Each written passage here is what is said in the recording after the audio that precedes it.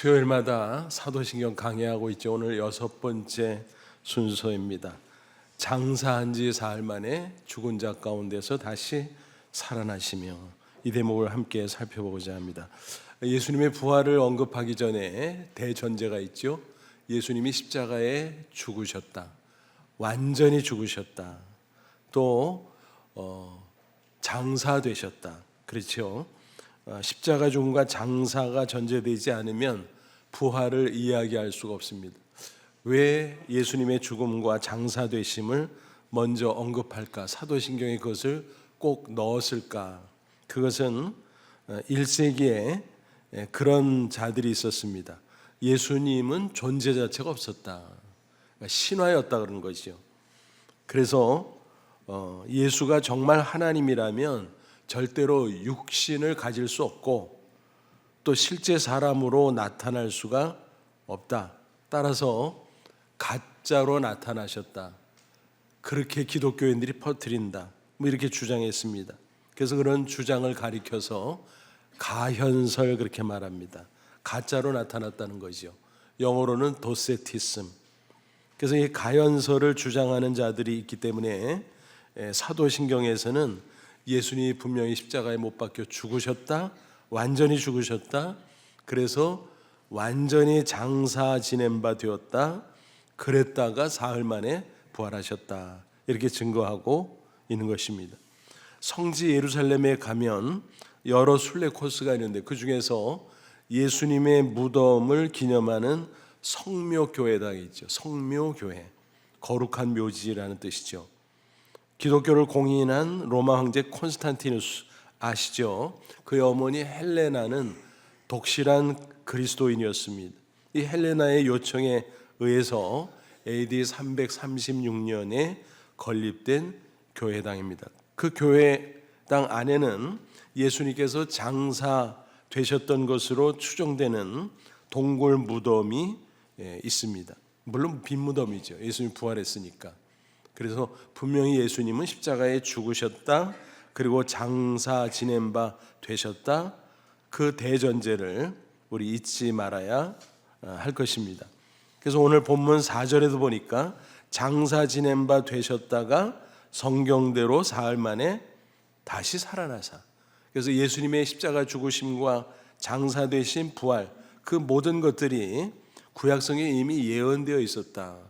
그래서 성경대로 그 말씀이 3절 4절 계속 반복되는데 굉장히 중요한 포인트예요. 그래서 성경 전체는 그 주제가 한마디로 예수 그리스도예요. 그래서 구약 성경은 예수 그리스도에 대한 예언의 말씀, 신약 성경은 그 성취의 말씀. 그래서 예수님에 대한 모든 것이 구약 성경 곳곳에 예언의 말씀으로 들어 있었다라고 하는 것입니다. 그 중에 십자가 죽음, 장사 역시 있었다, 부활 역시 있었다. 그래서 그 구약의 예언대로 예수님이 죽으셨다, 장사되시고 부활하셨다 하는 것을 오늘 부활장인 고린도전서 15장 서두에 사도 바울이 밝히고 있습니다. 그렇게 성경대로 죽으셨다, 장사되셔서 살아났다는 것을 강조하는 이유는 무엇입니까? 그것이 역사적 사실이라는 거예요. 또 그것이 역사적 사실일진데 예수님은 분명 하나님의 아들이라는 사실이에요. 그것을 대전제로 예수님의 부활을 쭉 언급하고 있는 것입니다. 그런데 안타깝게도 이렇게 성경의 예언대로 성취됨으로써 예수님이 십자가에 죽었다 부활하셨건만, 그러니까 역사적 사실이죠. 그럼에도 지금도 그렇지만 그 당시 1세기, 사실 예수님의 그 역사적 사건이 일어난 직후잖아요. 그럼에도 불구하고 수많은 사람들이 그것을 부정했습니다. 믿지 않았습니다. 의심할 뿐만이 아니라 가짜 뉴스를 만들어서 퍼뜨리기까지 했다라고 하는 것입니다. 요즘에만 가짜 뉴스가 있는 게 아니에요. 옛날에도 가짜 뉴스 무지무지 많았는데 예수님의 부활에 대해서도 어마어마한 가짜 뉴스들이 있었어요. 대표적인 것을 꼽아보면 몇 가지인데, 첫째는 무덤 오인설.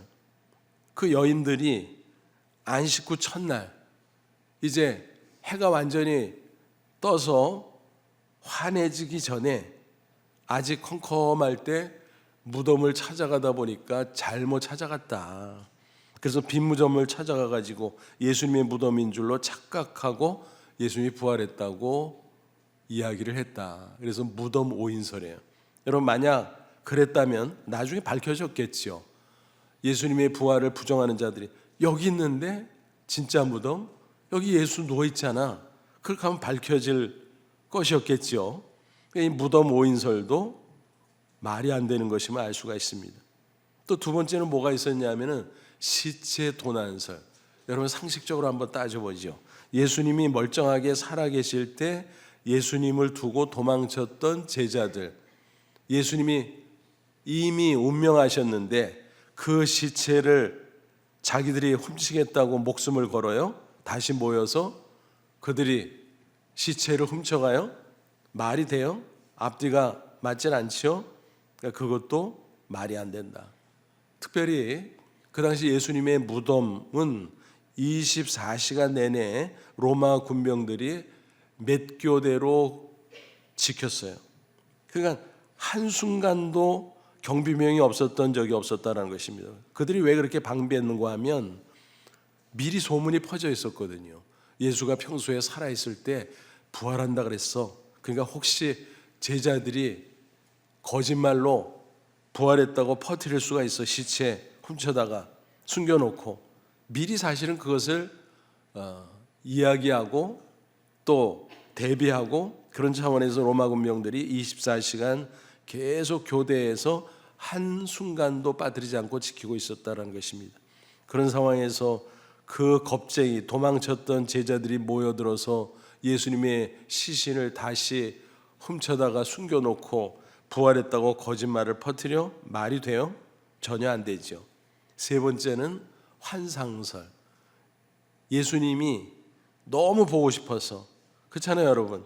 너무 보고 싶은 사람이 있으면 막 눈앞에 어른 되잖아요. 막 문 열고 들어오는 것 같잖아요. 너무 그리워하면. 그러니까 예수님을 그리워하다가 헛개비를 봤다는 거예요. 그 말이 안 되죠. 오늘 본문에 목격자 리스트가 있는데 특별히 500명이 일시에 부활하신 예수님을 봤다 그랬어요. 여러분, 환상은요 혼자서 또 뭐 두세 명 이렇게 동시에 볼 수 있을지 모르지만 500명이 환상을 동시에 본다? 말이 돼요? 안 되죠? 수많은 사람이 동시에 또 각각 환상을 본다? 말이 돼요? 안 되죠. 그러니까 이렇게 하나하나 따져보면 말도 안 되는 가짜 뉴스였다는 거예요. 또 이런 것도 있었어요. 가사설 혹은 기절설. 예수가 십자가에 못 박혔다가 완전 죽은 게 아니라 숨이 붙어 있었다. 근데 안식일이 가까우니까 부랴부랴 장사를 지냈는데 무덤 속에 있다가 깨나서 도망쳤다. 바깥에 로마 군병들이 지키고 있는데 어떻게 도망쳐요? 깨어났다고 하는데 뭐 갑자기 막 힘이 솟아가지고 예수님이 하나님의 아들이라면 분명 그렇지만 또 그거는 또 인정하지 않잖아요. 그들이 하나님의 아들 아니라며 또 여러 가지 그런 헛된 소리를 하면서 그렇게 주장하니까 앞뒤가 맞질 않지요. 그러니까 가사설, 그게 말도 안 되는 게 밥 먹고 하는 일이 십자가의 죄수들을 처형하는 로마 군인들이 확인 사살에 해당되는 그 십자가에 못 박혔던 자들을 확인했어요. 정말 죽었나. 그래서 마지막 그 확인 사살에 해당되는 그 절차가 뼈를 꺾어버리는 거예요. 숨이 끊어지도록. 혹시라도 붙어 있으면 안 되니까. 그런데 뼈를 확 꺾어버려요. 근데 예수님의 좌우의 죄수들은 뼈를 꺾어버렸죠. 근데 예수님에게 다가가서는 뼈를 꺾질 않았어요. 그게 또 신기하게 구약 성경에 예언이 돼 있었어. 그게 그렇게 신기하게 성취가 됐는데 왜 그랬을까요? 그들은 밥 먹고 십자가 처형만 시키는 사람들이야. 척 보니까 아유 완전히 죽었네. 그러니까 굳이 힘써서 뼈를 꺾을 이유가 없었다는 거예요. 그러니까 그런 걸 보면 완전히 죽었다는 것을 알 수 있죠. 그러니까 가사설 혹은 기절설 말도 안 돼. 설사 깨어났다고 할지라도 바깥에 지키는 로마 군병들의 경비를 뚫고 도망쳐 말도 안 돼 라고 하는 것입니다. 또 신화설, 아예 예수는 없었어. 아까 가연설 얘기했습니다만 그것과 연장선 속에서 이런 주장을 한 거죠. 신화야, 신화. 예수에 관한 거는 실제로 예수가 나타났던 적이 없었어. 그거 그냥 지어낸 얘기야. 뭐 이런 등등. 여러분, 이런 가짜 뉴스들 하나같이 따지면 해괴한 날조된 이야기라는 사실을 알 수가 있습니다. 이런 가짜 뉴스를 박살낼 수 있는 부활에 대한, 예수님의 부활에 대한 증거는 수두룩 빽빽해요. 이미 말씀드린 첫째는 뭐예요? 빈 무덤. 예수님의 빈 무덤. 세계의 모든 종교들은 또 이단들도 마찬가지. 교주를 우상화하다 보니까 또 교주가 언젠가는 죽잖아요. 그죠? 그래서 그 교주의 무덤을 크게 조성해 놓고 그것을 순례하고 숭배하고 그러잖아요. 그죠? 근데 예수님은 어때요? 빈 무덤. 빈 무덤. 사실 그거 만들어 놓을 필요도 없는데 그냥 만들어 놓은 거죠. 아까 언급해 드린 것처럼 빈 무덤. 무덤이 필요 없는 분. 왜? 부활하셨으니까. 그래서 빈 무덤은 예수 부활의 확실한 증거라는 사실이에요. 그런데 오늘 본문에 나오는 것처럼 목격자들이 무지 많았어요. 예수님의 제자들에게 40일 동안 예수님께서 승천하기 전에 이 지상에 계속 체류하시면서 여러 차례에 걸쳐서 나타나고 또 나타나고 나타나고 또 나타나고, 그리고 아까 말씀드린 것처럼 500명이 모였을 때 일시에 보이셨고, 또 야고보, 예수님의 동생 야고보예요. 모든 사람, 심지어는 바울 자신에게, 그래서 만삭되지 못한 자라고 표현했습니다만 8절에 사도 바울 자신이죠. 바울이 예수 믿는 사람 때려잡으려고, 체포하려고 다메섹으로 향하고 있을 때 그 도상에서 부활하신 예수 그리스도의 찬란한 빛을 보잖아요. 그리고 고꾸라졌잖아요. 나중에 눈이 멀었었지만은 치유받았잖아요. 그 과정 속에서 부활하신 예수님을 만난 이후 바울이 완전히 변화되지. 그 이전의 이름은 사울이었습니다만, 그러니까 바울이 그걸 간증하는 거예요. 봐라, 예수님의 부활을 그 역사적 사건임을 부정하는 자들이 수두룩 많은데 목격자들은 더 많다. 목격 가서 물어봐라. 태반이 지금 살아있다. 이 고린도 전서를 쓸 때 바울이 그렇게 확언하고 있었던 것입니다. 그러면 또 예수님의 부활의 역사성에 대한 증거 중에 하나는 뭐냐면, 사도들을 비롯해서 많은 사람들이 예수님의 십자가 부활의 복음을 증거하다가 순교하기까지 했다라고 하는 사실입니다. 여러분, 사람의 목숨, 각 사람에게는 가장 소중한, 그것을 어떻게 희생할 수 있겠습니까? 더 가치 있는 것이 없으면 희생할 수가 없죠. 예수 믿으면 천국 간다, 영생 얻고 부활한다, 그것을 확신했으니까 죽음을 두려워하지 않냐고 순교를 감수한 거지, 어찌 그런 확신이 없으면 순교를 감수할 수 있겠습니까? 그러니까 예수님의 부활을 빼놓고는 순교자들에 대해서 우리가 확실히 보증할 수가 없어요. 예수님의 제자들, 가룟산은 가버렸고 마띠아까지 포함해서 모든 사도들은 다 순교했잖아요. 한 사람 사도 요한 순교 안 했잖아요 라고 반문할 수 있습니다만, 사도 요한도 사실 순교한 거나 마찬가지예요. 왜냐하면 도미티아누스 로마 황제가 그를 처형하려고 했어요. 그래서 기름가마에 그를 집어넣어서 튀겨 죽이려고 했습니다. 그 당시 로마 제국은 기독교인들을 처형할 때 온갖 잔인한 방법을 썼잖아요. 요한에게는 그런 무지막지한 방법을 썼던 거예요. 그런데 중요한 것은 죽질 않아. 아무리 해도 죽질 않아. 너무너무 놀랬던 거죠. 이를 어쩌나. 죽지 않으니까 어떻게 해요? 그래서 멀리 귀향을 보낸 거지요. 그래서 간 곳이 반모섬이고, 그 외딴 섬 반모섬에서 이제 그는 말년을 보내면서 하나님의 계시를 받아서 그것을 기록으로 남긴 것이 바로 요한 계시록이죠. 그래서 그는 자연사 하기는 했지만 형식적으로는 내용상으로 보면 순교한 것이나 마찬가지다. 제자들은 다 그랬어요. 제자들 뿐이겠습니까? 그 후에 교부들과 그 후에 많은 그리스도인들, 심지어는요 지금 21세기를 살고 있습니다만 우리는 신앙생활을 자유롭게 하고 있습니다만 세계 각처에서 공산권이나 또 이슬람권이나 그런 곳곳에서는 지금도 순교자들이 많이 나오고 있습니다. 그들이 미쳤어요? 아니죠. 예수님의 십자가 부활을 확신하기 때문에 그렇게 목숨 바쳐 복음을 증거하고 자신의 신앙을 끝까지 고수하는 것입니다. 이런 놀라운 일들을 보고 우리는 예수님의 부활의 역사성을 확신할 수 있습니다. 그리고 결정적인 것은 무엇입니까? 2000년 기독교 역사예요. 기독교 역사가 계속까지 지금까지 이어져 내려오고 있잖아요. 물론 부분적으로 보면 기독교가 쇠락하는 것처럼 보여요. 예를 들어서 유럽 같은 데 보면 기독교가 막 죽어가고 있잖아요. 이슬람들이 막 차지하고 있잖아요. 유럽 각지에 이주민들이 들어오는데 무슬림 이주민들이 가장 많거든요.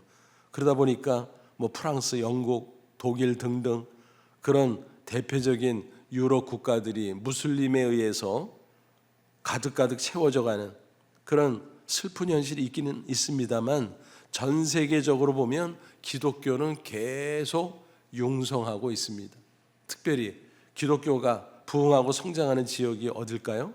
브라질, 인도네시아, 또 아프리카에는 또 케냐 등등.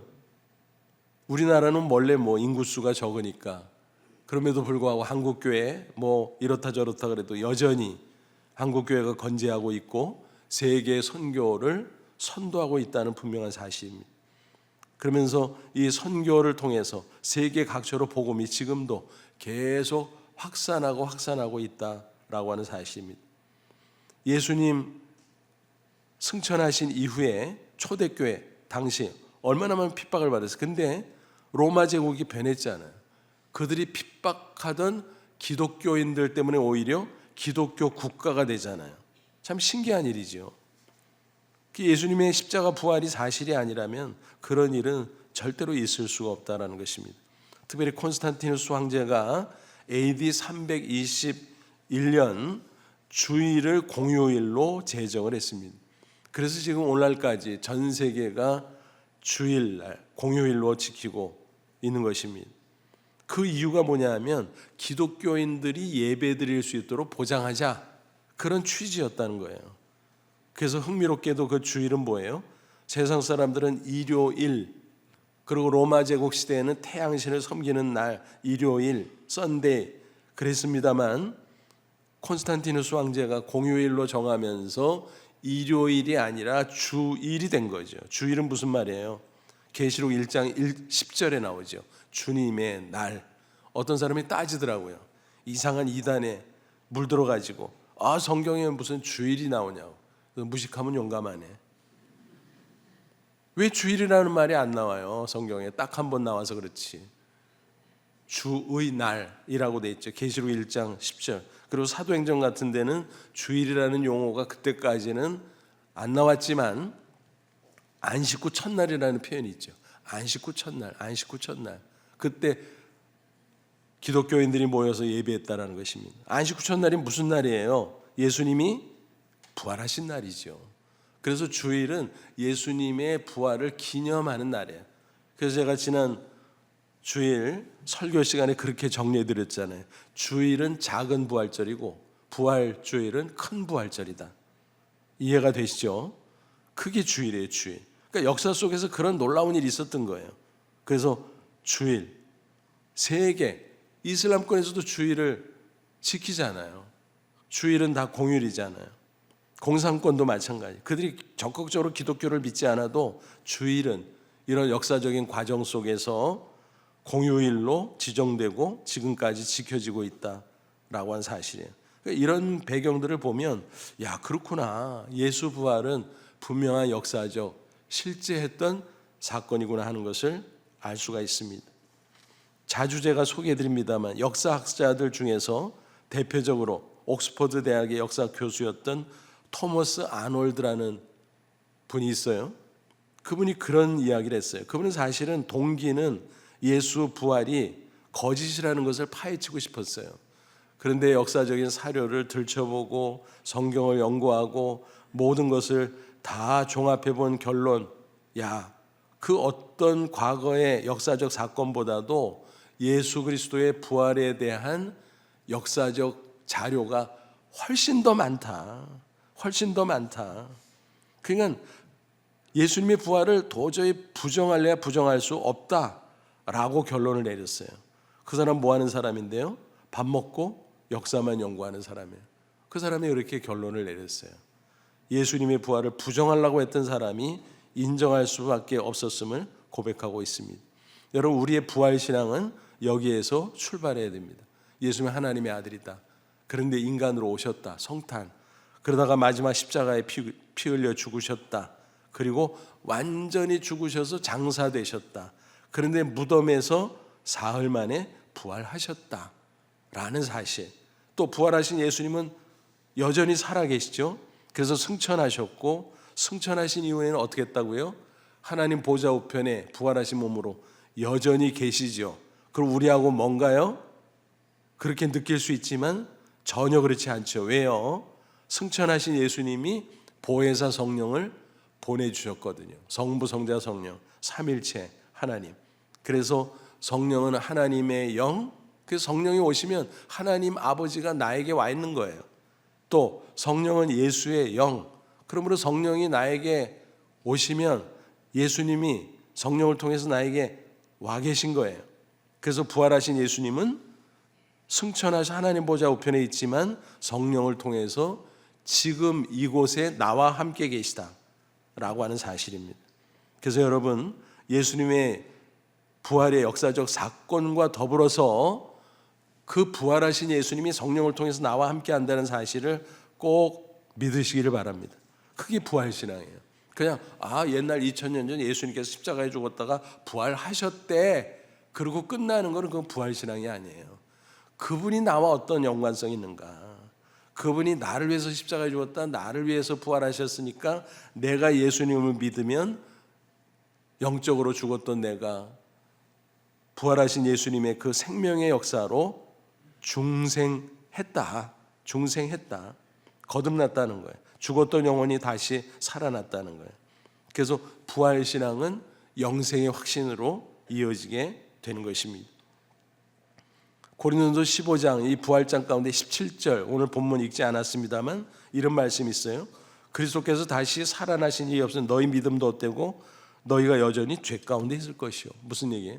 예수님이 십자가에 죽었다 부활했기 때문에 우리의 죄를 사함받고 죄 삭신 사망, 영원한 사망에서 우리가 구원받고 영생을 얻게 됐다라고 하는 거예요.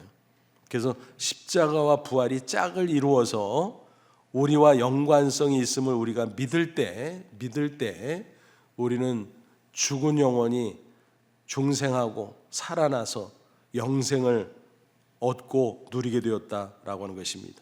그래서 예수님의 부활을 믿기에 우리는 영생을 확신할 수 있는 것입니다. 그래서 로마서 6장 23절 죄의 삭은 사망이요 하나님의 은사는 그리스도 예수 우리 주 안에 있는 영생이니라 그랬습니다. 그래서 아담의 후손으로서 아담이 범죄함으로 그 원죄의 죄성을 가지고 태어나고 살아가는 우리가 스스로 이런저런 죄를 짓잖아요. 그래서 다 죄인이에요. 죄의 삭은 사망, 육적 사망, 영적 사망, 영원한 사망. 그런데 예수님이 대표로 십자가에 죽었다 부활하심으로 말미암아 믿는 우리는 예수님 때문에 죄와 사망에서 구원받고 영생을 얻는다라고 하는 사실입니다. 여러분, 모든 인간은 영생에 대한 그 열망이 있어요. 그래서 고대 분묘들을 보면 사후의 불멸을 소망하면서 이런저런 행위들을 했어요. 뭐죠? 부장품을 넣어주죠. 그러니까 어떤 사람이 죽으면 무덤에 장례를 지내면서 그 무덤 속에 부장품을 넣어줬어요. 그건 무슨 얘기냐면은 사후에도 이거 사용하면서 잘 살아라 라고 하는 거예요. 살림살이를 넣어준 거예요, 쉽게 말하면. 그래서 부장품을 넣게 된 거죠. 심지어는 높은 지위에 있던 사람들 같은 경우는 장례를 치르면서 무덤 속에 시종을 같이 집어넣는 경우가 있어요. 생매장이에요, 생매장. 그러니까 사후에도 이 어르신 잘 모셔줘라, 그런 뜻으로 살아있는 종을 같이 매장하는 일조차 있었다는 것입니다. 뭐 잔인무도하고 너무나 무지몽매한 일이었지만은 그 배경은 사후에도 불멸하고자 하는 영생에 대한 그런 열망이 고대인들에게 있음을 알 수 있죠. 오늘날도 마찬가지죠. 사람들은 다 영원히 살고자 하는 영생에 대한 열망이 있어요.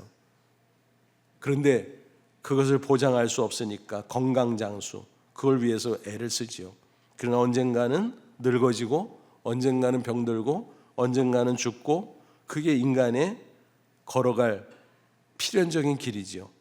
그래서 영생은 그것을 극복할 수 있는 인생에서 가장 큰 축복이라는 사실입니다. 여러분, 세상에서 별의별 소유를 다 얻어도, 또 권세와 명예를 얻어도 영생을 얻지 못하면 무슨 소용이 있겠어요? 다 끝나는 건데. 그래서 영생만이 최고의 축복이라는 사실을 다시 한번 확인할 수 있기를 바랍니다. 그런데 이 영생의 근거가 바로 십자가와 부활이라는 거예요. 저와 여러분, 예수님 하나님의 아들만 이 땅에 인간으로 오셨고 내 죄를 대신 십자가에 죽었다 부활하신 것을 믿으십니까? 그러면 영생도 확신하시기 바랍니다. 내 육체가 죽을 수 있어요. 예수님이 재림 이전에. 그러면 육체와 영혼이 분리돼서 이 내 영혼은 이미 영생을 얻었고 이 땅에서 누리고 있기 때문에 그대로 천국에 들어가는 줄로 믿습니다. 육체는 흙으로 들어갔다가 장차 예수 재림의 날 부활하게 될 줄로 분명히 믿습니다. 그래서 오늘 본문 20절 이하를 보면 예수님께서 부활에 뭐가 됐다 그랬어요? 첫 열매가 됐다 그랬어요. 첫 열매. 그 말은 뭐냐 하면 어떤 나무에서 열매가 하나 딱 열려요. 그러면 뭘 알 수 있어요? 아, 이와 똑같은 열매가 앞으로도 계속 열리고 또 열리겠구나 하는 것을 확신할 수 있죠. 그런 점에서 예수님을 부활의 첫 열매라고 말한 거예요. 그러니까 예수님이 죽었다가 부활하셨으니까 믿는 나도 예수님처럼 부활하겠네? 바로 그런 겁니다. 그래서 오늘 본문 23절 보니까 그러나 각각 자기 차례대로 되리니 먼저는 첫 열매인 그리스도요, 다음에는 그가 강림하실 때 그리스도에게 속한 자요. 예수님의 강림, 재림이죠. 첫 번째 강림이 성탄, 두 번째 강림 재림. 예수님이 재림할 때 예수님께 속한 자, 예수님께 붙어 있는 자 누구예요? 예수님을 믿는 자, 믿음으로 예수님과 영적으로 연합한 자가 되었으니 예수님이 부활한 것처럼 붙어 있는 나도 믿음의 사람이라면 부활하게 될 줄로 믿습니다. 그리고 첫 열매라는 말을 다른 말로 바꾸면 뭐냐면 샘플이라는 샘플. 우리 여자분들 어때요? 샘플 화장품 잘 아시잖아요. 그죠? 샘플 화장품이랑 그 본 제품 화장품이랑 질적으로 차이가 있어요, 없어요? 똑같죠? 그거 속여서 팔면 화장품 못 팔죠? 그러니까 샘플 화장품의 질이나 본 제품 질이나 똑같은 거예요. 똑같은 거예요. 그것처럼 예수님이 샘플 부활체가 된 거예요. 그래서 믿는 우리도 예수님과 똑같이 부활체가 될 줄로 믿습니다. 그래서 우리가 사도신경 뒤에 또 한 번 이제 보겠습니다만 몸이 다시 사는 것과 쭉 사도신경 고백하다가 뒤에 보면 몸이 다시 사는 것과 영원히 사는 것을 믿사옵나이다 그러잖아요. 몸이 다시 사는 게 뭐예요? 그게 육체의 부활이지요. 예수님이 첫 열매가 되셨는데 믿는 우리도 예수님과 똑같이 내 육체가 장차 부활할 거다라는 거예요. 언제 부활한다고요? 예수님이 재림하실 때, 천사장의 나팔 소리가 울려 퍼질 때 호련히 부활한다 그랬어요. 그때 내가 이미 육체적으로 죽어서 내 영혼은 천국 가 있고 내 육체는 흙으로 가 있다 하면 어떻게 될까요? 흙으로 들어가서 다 사라진 것 같은데 전능하신 하나님, 무에서 유를 창조하시는 그 전능하신 하나님이 내 육체가 흩어져서 흙으로 어디가 있는지 사람은 못 찾지만 하나님은 찾을 수 있어요, 없어요? 찾고도 남아. 그래서 우리를 부활체로 다시 일으켜 주실 줄로 믿습니다. 그래서 하나님의 전능하신 능력을 믿으면 걱정할 필요가 없다. 내가 죽어서 세월이 오래 지나서 예수님이 재림을 늦게 하는 바람에 내 육체가 흙으로 갔다가 다 흩어지고 사라지고 그러면 나 부활을 못하는 거 아니야? 걱정하지 마세요. 반드시 부활하게 해 주실 줄로 믿습니다. 그리고 천국에 먼저 들어가 있던 영혼과 재연합을 해요. 그러면은 내가 부활할 육체는 어떤 모습일까? 신기한 몸이 신기한 몸. 지금 이 지상의 내 몸과 전혀 차원이 다른 새 몸이에요. 그래서 그걸 성경에서 뭐라 그랬어요? 신령한 몸이라고 해서 몸은 몸인데 신령한 몸. 그게 도대체 어떤 거래? 뭐 우리가 경험해보지 못했으니까 잘 모르지요. 그런데 예수님이 첫 열매라 그랬으니까 성경에 많이 나오진 않지만 예수님께서 부활하신 이후에 승천하기 직전까지 제자들에게 여러 차례 직접 나타내 보이셨잖아요. 그때 예수님의 모습을 참조하면 부활체가 저런 거겠구나 하고 추측할 수 있겠죠. 그래서 가장 신기하고 또 분명하게 기록된 게 누가복음 24장 36절 이하예요. 제자들이 예수님의 부활 소식을 전해 들었어요. 또 몇 사람은 예수님의 부활을 보기도 했어요. 근데 아직까지 긴가민가요. 야, 진짜요? 우리가 헛것 본 거 아니야? 아니야, 봤잖아. 우리가 못 본 사람들은 에이, 어떻게 부활에 죽은 사람이 잘못 봤겠지, 뭐 이런 상황이었어요. 그때까지. 그러다 보니까 그들은 두려운 마음에 모이기는 모였는데 문을 꼭꼭 걸어 잠고 있었죠. 근데 갑자기 한가운데 예수님이 딱 나타난 거예요.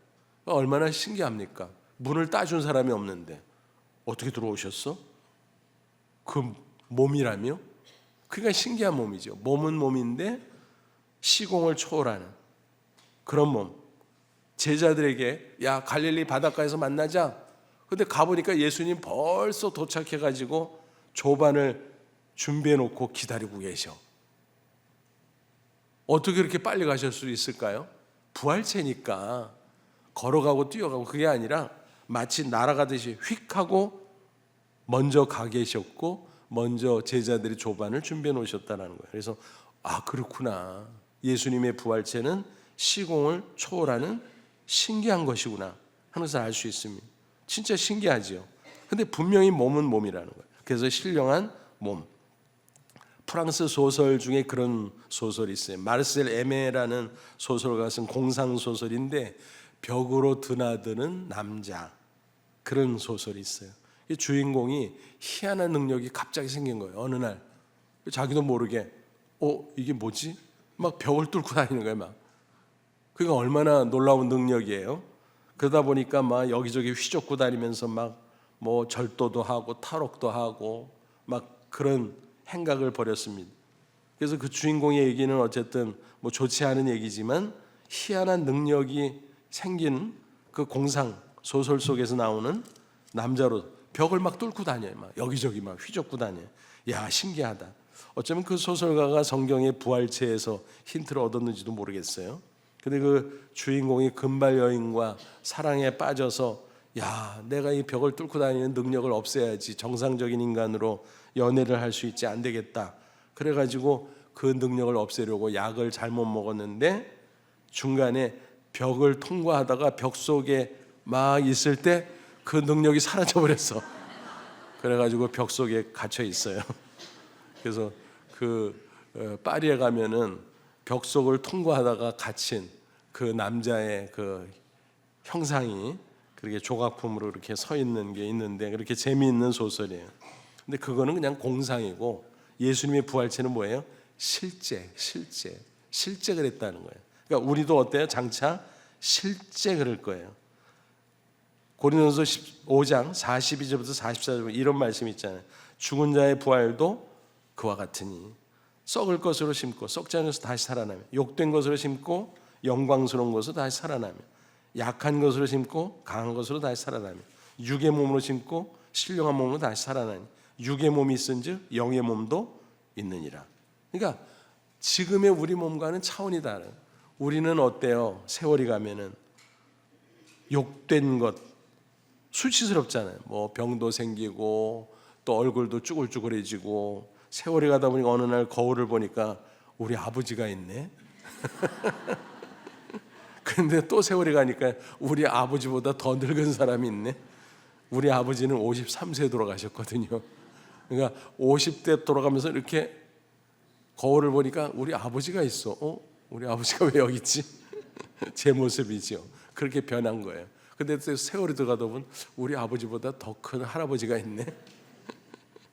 여러분 그러잖아요. 그러니까 야, 나도 피둥피둥하고 싱그러웠던 그런 때가 있었는데 그런 생각이 들잖아요. 우리 육체는 그래요. 그렇게 쇠하고 늙어지고 병들고 그렇게 추해지고, 그러나 부활체는 뭐예요? 영광스러운, 자랑스러운. 옛날 우리 떼떼옷 아시죠? 떼떼옷. 명절 때 같은 데 옛날에 뭐 옷이 있어요? 그냥 1년 내내 입다가 그냥 명절 때 한 벌씩 이렇게 새 옷을 부모님들이 벼르고 벼르다가 사주잖아요. 그럼 떼떼옷 입으면 서로 그거 입고서 보면 신기하잖아. 너무 예쁘고 아름다우니까 서로 막 신기하면서 자랑하고 서로 야 좋다 좋다. 여러분 우리가 부활하면 그럴 거예요. 야 어떻게 이렇게 곱냐, 너무 곱다, 너무 예쁘다, 너무 아름답다, 너무 빛난다. 서로 아마 그럴 거예요. 그것이 우리의 미래의 부활체가 되는 줄로 믿으시 바랍니다. 그러니까 우리가 뭐 병들고 썩고 뭐 쇠하고 다 그런 거 할 수밖에 없지만 부활체는 그것을 다 극복하는, 그래서 완전 치유 그 이상이라고 생각하면 돼요. 병들어도 완전 치유 그 이상, 장애가 생겨도 완전 치유 그 이상, 그것이 우리 미래에 반드시 있다는 사실을 꼭 믿으시기 바랍니다. 그래서 우리의 현실 속에서 병들고 쇠하고 여러 가지 그런 부정적인 모습이 있다고 할지라도 절대로 낙심하지 말고 부활할 것에 대한 소망을 가지시기 바랍니다. 어떤 가정 이야기입니다. 그 초등학생 아이가 밖에 나갔다 들어오더니 조르는 거예요. 아빠 나도 목욕탕 가자 같이, 아빠하고. 자기 친구들이 자랑했다는 거예요. 우리 아빠하고 목욕탕 갔는데, 그리고 뭐 막 자랑을 시켰는데 자기는 가만 생각해 보니까 아빠가 한 번도 목욕탕에 데려간 적이 없는 거예요. 그래서 속상해가지고 아빠한테 막 조르는데 아빠가 야 안 돼. 그러니까 왜 안 돼? 그러니까 아니 그냥 안 돼. 막 조르는 거예요. 그러니까 아빠의 얼굴이 막 너무너무 우울한 얼굴이고 나중에는 화를, 얘는 왜 이래? 아빠가 안 된다면 안 되는 줄 알아야지. 그냥 응애 하고 또 우는 거예요. 그러니까 옆에서 바라보던 엄마가 너무너무 안타깝잖아요. 야, 너 이리 나와. 걔를 붙잡고 방으로 들어갔습니다. 야, 아빠한테 조르지 마. 아빠가 목욕탕 너 데리고 가고 싶지 않아서 그런 게 아니라 사정이 있어. 뭔데? 그러니까 아빠가 옛날에 화상을 당해서 화상. 그래서 몸에 흉터가 있어, 흉터. 그 흉터를 아무한테도 보이기 싫어서 그러는 거야. 목욕탕 가면 다 옷을 벗고 들어가야 되잖아. 그럼 그 흉터를 사람들이 보잖아. 그래서 아빠는 목욕탕에 절대 안 가고 집에서 샤워하고 그냥 지내는 거야. 근데 네가 자꾸 아빠한테 목욕탕 가자고 조르면 아빠 마음이 어떻겠냐? 속상하겠지. 그러니까 그렇구나, 알았어 엄마. 아빠한테 미안하네. 아빠한테 가서 아빠 내가 모르고 그랬어요. 미안해요 아빠. 아빠와 아들이 꼭 안고 같이 눈물을 흘렸다는 그 뭐 작은 에피소드 같지만 사실 그 당사자에게는 그게 얼마나 아픈 상처입니까? 그렇잖아요. 아무에게도 보이기 싫은 그 흉터. 그런데 여러분, 그런 흉터가 있는 사람이라고 할지라도 장차 부활하면 영광스러운 빛나는 아름답고 싱싱한 그런 새 몸으로 부활하게 될 줄로 믿습니다. 저와 여러분도 마찬가지예요. 그런 소망을 가지고 사시기 바랍니다. 그리고 이 땅에 사는 동안 예수님께서 승천할 때 약속하셨어요.